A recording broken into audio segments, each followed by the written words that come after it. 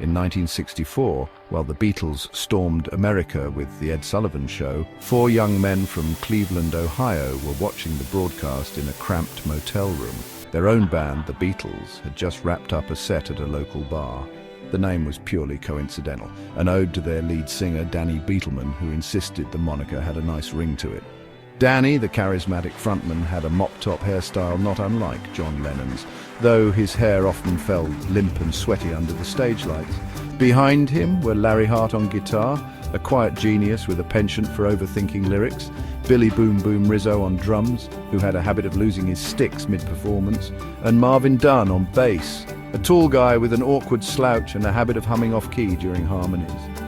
The Beatles had been grinding out gigs for years, playing high school proms and bowling alleys, convinced that fame was just around the corner. Then the Beatles arrived. "Billy, we're toast." "Danny, no we're not. We're American, homegrown rock and roll. They're just some British fad. We'll outlast them." Inspired or panicked, the Beatles recorded a single the next week, "She'll Love Me Maybe." The melody had charm, even if the lyrics were a tad clunky. Her smile's like a garden gnome, she's the one I'll bring back home. Local radio DJs gave it a spin, and for a brief, glorious moment, the Beatles felt they were on the cusp of something big. But timing was everything, and 1964 belonged to the other band with a nearly identical name. Listeners called in to request the Beatles single, only to have DJs correct them. "Oh, you mean She Loves You by the Beatles?" Frustrated, Danny insisted they change their name to avoid confusion. Larry: "Fine, how about Danny and the Beatles?" "Danny, no, that's worse. It's got to be something timeless, like the Bugmen." They stuck with the Beatles, but the damage was done.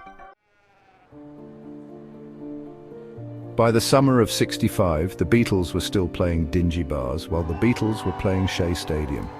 Danny grew bitter, taking jabs at their more famous counterparts during sets. "Danny, this next song is called Ticket to Drive, for all you folks without a car." Fans chuckled, but the jokes didn't help their dwindling popularity. Larry left the band in '66, tired of playing second fiddle to the British invasion.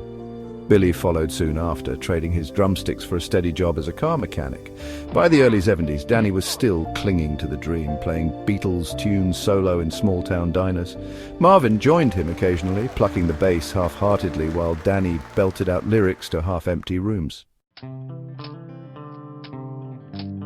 Years later, a documentary filmmaker tracked down Danny for a segment about bands overshadowed by the Beatles. "Danny, do I regret it?